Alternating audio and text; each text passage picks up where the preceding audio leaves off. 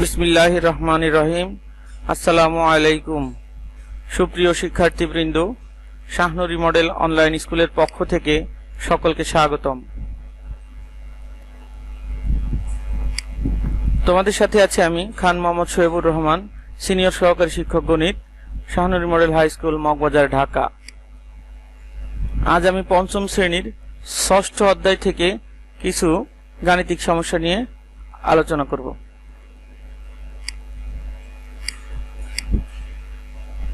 দেখো, আমরা গতদিন যে ক্লাসটা করেছিলাম সেখানে ছিল যোগ বিয়োগ গুণ ভাগ। আজকে আমরা সেরকম আরেকটি গাণিতিক সমস্যা নিয়ে হাজির হয়েছি।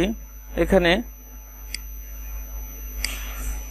দেখো, দুই সমস্ত 3 ভাগের 1 যোগ 1 সমস্ত 6 ভাগের 1, এটা ছিল আমাদের মিশ্র ভগ্নাংশ। এই দুটি মিশ্র ভগ্নাংশকে প্রথমে আমরা অপ্রকৃত ভগ্নাংশে প্রকাশ করে নিলাম। কিভাবে মনে আছে তো? 3 দুগুণে 6 আর 1 যোগ করলে 7 হবে। এখানে 6 কে 6 আর 1 যোগ করলে 7 হবে। তারপরে আমরা এই ভগ্নাংশ দুটির হর দেখো, এখানে 3, এখানে 6। তো যদি আমরা লসাগু করে নিই তাও হবে, অথবা এখন যদি আমরা এটাকে সমহর বিশিষ্ট ভগ্নাংশ করে নিই তাও আমরা এটাকে করতে পারবো। যেমন 3 এবং 6 এর লসাগু 6। এখন সেই 6 কে যদি 3 দিয়ে ভাগ করতাম পেতাম আমরা 2। 2 দিয়ে লব হরকে গুণ করলাম, 3 দুগুণে 6, 7 দুগুণে 14। এবার খেয়াল করো, এইখানে আমরা অলরেডি সেই 6 তো হরে আসেই। আমরা যদি লসাগু করি তাহলে হবে 6 লসাগু নেওয়ার পরে লব দুটি যোগ করে দিলে 14 এবং এই 7 যোগ করলে হলো 21। এবার 3 দিয়ে ভাগ করলে 3 দুগুণে 6, 3 7 21, লঘিষ্ঠ আকারে প্রকাশ করে দিলাম। তাহলে তোমরা এইভাবে অঙ্কটি গত দিনও আমাদের আলোচনায় ছিল। এরপরে দেখো আরেকটি সমস্যা। এখানে বাম দিকে সমস্যাটি দেখো, গুণের সময় আমি বলছিলাম লবের সাথে লব গুণ করবে, হরের সাথে হর গুণ করবে। সেই অনুযায়ী আমাদের 4 5 20, 6 7 42 পেলাম। ডান দিকে দেখো, একটি ভগ্নাংশ অন্যটি পূর্ণ সংখ্যা। তখন বলছিলাম যে পূর্ণ সংখ্যার ক্ষেত্রে পূর্ণ সংখ্যা আর লব গুণ হয়, পূর্ণ সংখ্যা আর লব গুণ হয় এবং হর যা আছে তাই হয়ে যাবে। 5 8 40 7। এরপরে একটি ভাগ দেখবো আমরা। দেখো, ভাগের সময় আমি বলছিলাম এই ভাগটাকে যদি আমরা গুণ বানাই তাহলে পরবর্তী ভগ্নাংশটিকে বিপরীত করে দিতে হবে, অর্থাৎ হরটা লব হয়ে যাবে, লবটা হর হয়ে যাবে। দেখো, বিপরীত হয়ে গেল। তাহলে আমাদের আগের গুণের নিয়মে এটা গুণ করে দিলে, যেহেতু পূর্ণ সংখ্যা আছে, পূর্ণ সংখ্যা লবের সাথে গুণ হবে, এটা হবে 5 8 40 এবং হর হবে আমাদের 7। 5 আর 8 গুণ করলে হলো 40 আর আমাদের হর 7 ছিল, 7ই হয়ে গেল। এই নিয়মগুলো আমরা গত ক্লাসে আলোচনা করেছিলাম। আরেকটু অগ্রসর হয়ে খেয়াল করো, এই চিত্রটিতে দেখো একটি বৃত্তাকার অংশ দেখা যাচ্ছে, যার 1 ভাগ লাল অংশ করা, মানে 4টা ভাগের 1 ভাগ, অর্থাৎ আমরা বলতে পারি 4 ভাগের 1 ভাগ, এবং অন্য 3 ভাগ নীল রং করা। এটাকে গাণিতিকভাবে বলা যায় 4 ভাগের 3। একটু খেয়াল করো,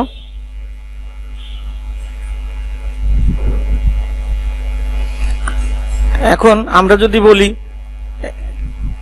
কোন অংশে বেশি রং করা হয়েছে, তাহলে আমরা এটা বিয়োগ করতে হবে। মোট কত অংশ রং করা হয়েছে তাহলে যোগ করতে হবে। এইভাবে আমরা গাণিতিক ভাবে ভগ্নাংশের যোগ বিয়োগ শিখেছিলাম। তোমরা নিশ্চয়ই জানো এটি একটি ভগ্নাংশ। সেই ভগ্নাংশের যোগ বিয়োগ গুণ ভাগ আমরা গত ক্লাসেই করেছিলাম। আজ আমরা এই যোগ বিয়োগ গুণ ভাগের উপর ভিত্তি করে সৃজনশীল প্রশ্ন নিয়ে আলোচনা করব।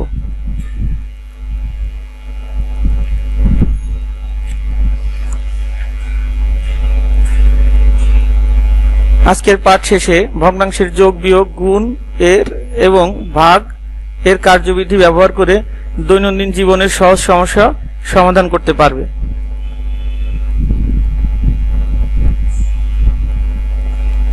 এখানে দেখো একটি ধাতব নল দেখা যাচ্ছে, যেটা 4 মিটার দৈর্ঘ্য বিশিষ্ট। এর ওজন হলো 1 সমস্ত 5 ভাগের 3 কেজি। নলটির 1 মিটারের ওজন কত হবে? এটা যদি আমাদের করতে হয় নিশ্চয়ই ভাগ করতে হবে। চলো আমরা একটু ভাগ করে দেখি। ভাগ করলাম ভাগ করার পরে দেখো এখানে আমাদের সমস্ত বা মিশ্র ভগ্নাংশকে অপ্রকৃত ভগ্নাংশে প্রকাশ করলাম। এবার এই ভাগটাকে আমরা গুণ করে দিলে আমাদের পূর্ণ সংখ্যাটি বিপরীত হয়ে গেল। পূর্ণ সংখ্যার নিচে তোমরা জানো 1 থাকে, তাহলে এই হরটা লব হয়ে গেল এবং লবটা হর হয়ে গেল। এখন যদি আমরা এই 4 দিয়ে 8 কে ভাগ করি পাবো 2, তাহলে 2 এর সাথে 1 গুণ করলে 2 1 কে 2, আর এখানে ছিল 5, তাহলে 5 ভাগের 2 পেলাম। হয়ে গেল আমাদের সমাধান। এই গুণ নিয়ে আমরা গত ক্লাসে আলোচনা করেছিলাম, গুণ ভাগ নিয়ে। এবার দেখো আবারও 4 মিটার লম্বা একটি ধাতব নলের ওজন এত কেজি। এবার দেওয়া আছে, দেখো 1 নম্বর সমস্যায় দেওয়া আছে 1 কেজি নলের প্রয়োজন হলে কতটুকু লম্বা নল কাটতে হবে। তাহলে 1 কেজি তুমি 1/5 3 কেজি থেকে 1 কেজি নিবে, নিশ্চয়ই তোমার ভাগ করতে হবে।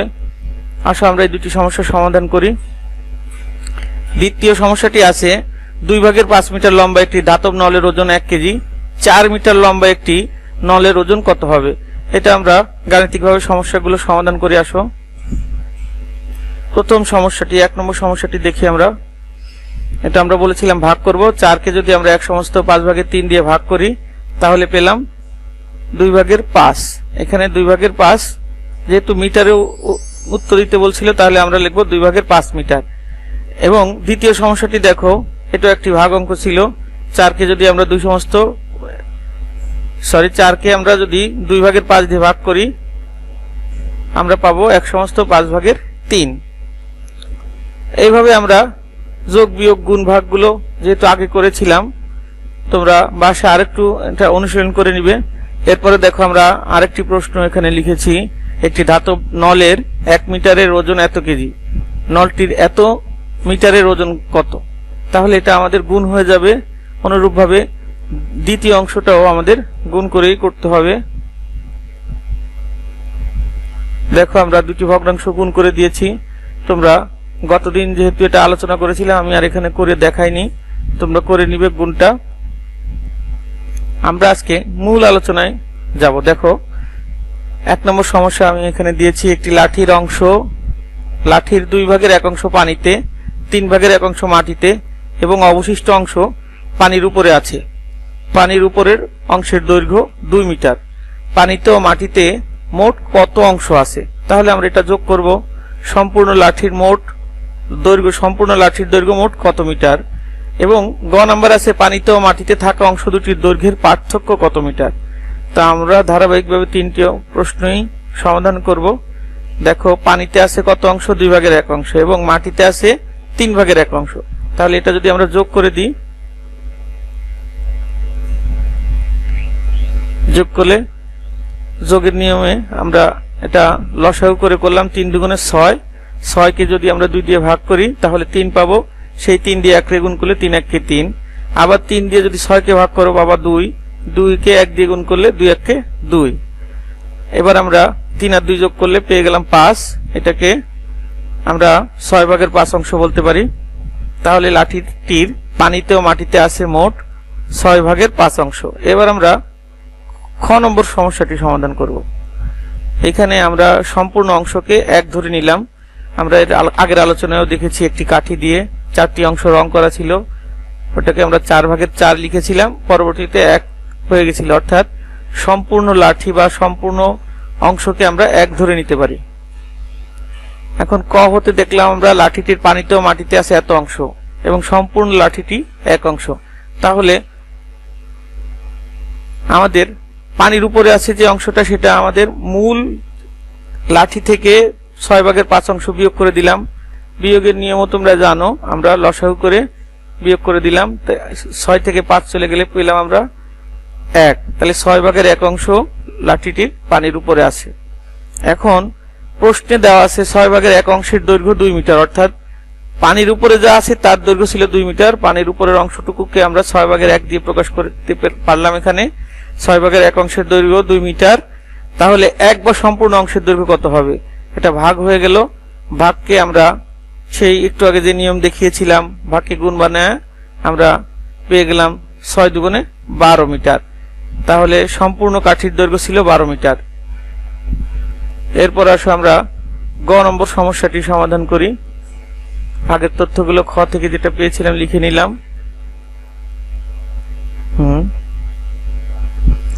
সম্পূর্ণ অংশের দৈর্ঘ্য ছিল 2 গুণ 6, তাহলে আমাদের অর্ধেক অংশের দৈর্ঘ্য হবে এই অর্ধেক, যদি এখানে যে গুণ করে দিই 2 নিচে চলে আসবে, 2 দিয়ে 2 রে ভাগ করলে 1 হয়, 6 কে 6 মিটার। এরপরে বলছে আমাদের 6 ভাগের 1 অংশের দৈর্ঘ্য নির্ণয় করতে। তাহলে আমরা এটাকে যদি 6 ভাগের 1 অংশের দৈর্ঘ্য ছিল 2 মিটার, 1 অংশের দৈর্ঘ্য হবে 6 দুগুণে 12, এবং 3 ভাগের 1 অংশের দৈর্ঘ্য হবে 3, যে এখানে নিচে চলে যাবে, অর্থাৎ ভগ্নাংশটি গুণ হলে 3 ভগ্নাংশ হর হবে। তাহলে এটাকে আমরা লিখতে পারি 3 দিয়ে 6 এর ভাগ করলে 2, 2 দুগুণে 4 মিটার। লাঠিটির পানিতে আছে 6 মিটার এবং মাটিতে আছে 4 মিটার। তাহলে পার্থক্য কত হবে? 6 থেকে 4 বিয়োগ করলে 2 মিটার। চলো আমরা 2 নম্বর সমস্যাটি সমাধান করি।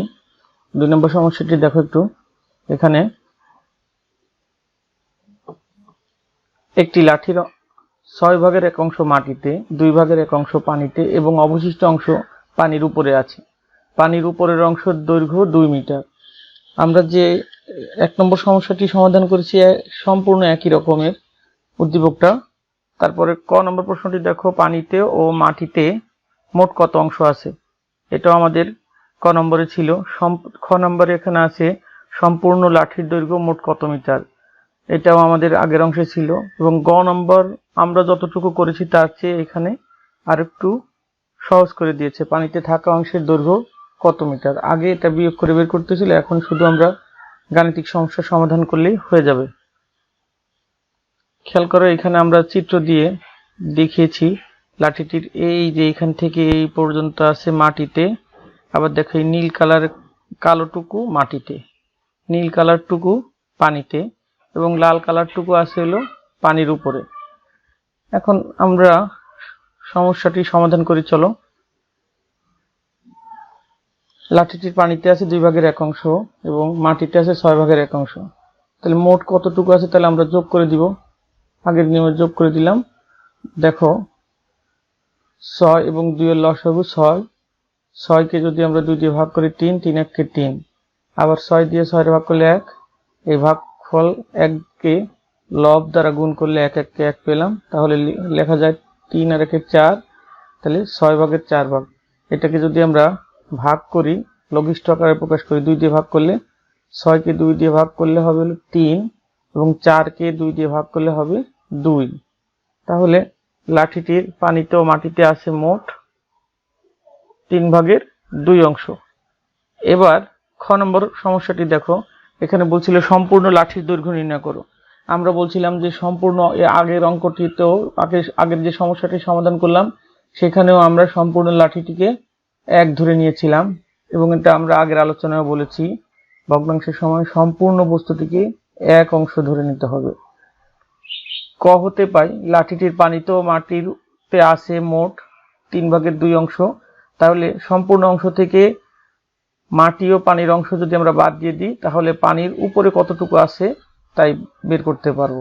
অর্থাৎ তাহলে আমরা 1 থেকে এই অংশটুকু বিয়োগ করে দিলাম। 3 1 কে 3, আর এখানে 2 ছিল 2 লিখলাম।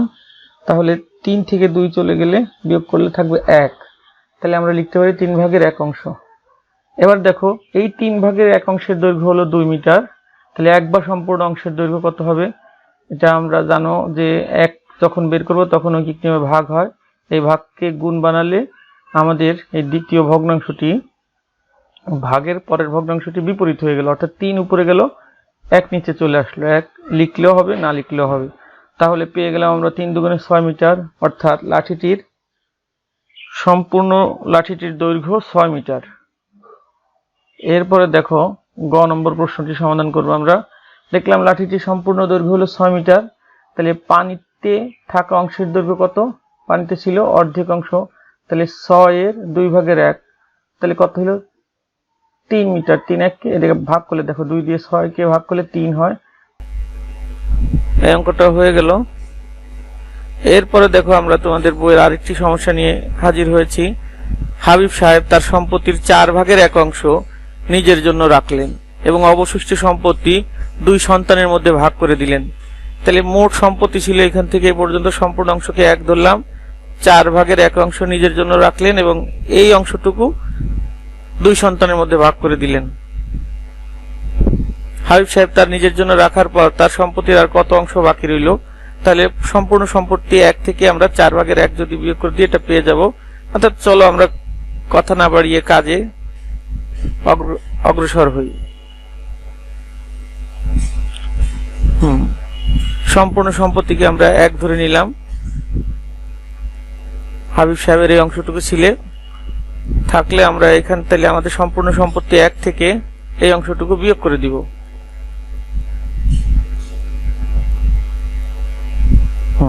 বাকি সম্পত্তি 1 থেকে আমরা 4/1 অংশ বিয়োগ করে দিলে পেয়ে গেলাম বিয়োগফল 4/3। এটাই অবশিষ্ট সম্পত্তি। দেখো নিজে রাখলেন 4/1 অংশ, অবশিষ্ট রইল 2 পুত্র, 4/3 অংশ। এটাই 2 পুত্র পেয়েছিল। তাহলে প্রত্যেক পুত্র পাবে কত? 2 দিয়ে ভাগ করে দিব। ভাগকে গুণ বানালে 2 নিচে চলে আসবে, অর্থাৎ 4 দুগুণে 8, উপরে 3, 8/3 অংশ। সম্পূর্ণ সম্পত্তির মূল্য ছিল 2 লক্ষ টাকা। তাহলে 8/3 অংশের মূল্য কত হবে? আমরা এটা গুণ হয়ে যাবে, মানে 3 উপরে 8 নিচে হইল। এবার আমরা ভাগ করে দিলে 8 দিয়ে এটাকে ভাগ করলে 25,000 পেলাম, পেয়ে গেলাম 75,000 টাকা। 8/3 অংশের মূল্য হলো 75,000 টাকা। তাহলে যেহেতু প্রত্যেক পুত্র 8/3 অংশ পেয়েছিল, অর্থাৎ প্রত্যেক পুত্রের সম্পত্তির মূল্য 75,000 টাকা। শিক্ষার্থী বন্ধুরা, কারো কোনো প্রশ্ন থাকলে কমেন্ট করে জানাবে, যোগাযোগ রাখবে। আমি পরবর্তী ক্লাসে বা পরবর্তী কোনো সময় এগুলো সমাধান করে দেওয়ার চেষ্টা করব। আজ তোমাদের একটি সহজ বাড়ির কাজ দেব। আমি যেরকম অঙ্ক করেছিলাম প্রথম 2টি অঙ্কের মতো আরেকটি অঙ্ক তোমাদের বাড়ির কাজ দিলাম। এটা বাসা থেকে করে রাখবে, আমরা স্কুল খুললে এগুলো দেখব। সুপ্রিয় শিক্ষার্থী বন্ধুরা, আজকের পাঠে কোনো সমস্যা থাকলে কমেন্ট করে জানাও। পরবর্তী ক্লাস পেতে লাইক দিয়ে সংযুক্ত থাকো এবং শেয়ার করে অন্যদেরকেও দেখার সুযোগ করে দাও। সবাই সুস্থ থাকো, ভালো থাকো, এই কামনায় আজ এই পর্যন্তই। আল্লাহ হাফেজ।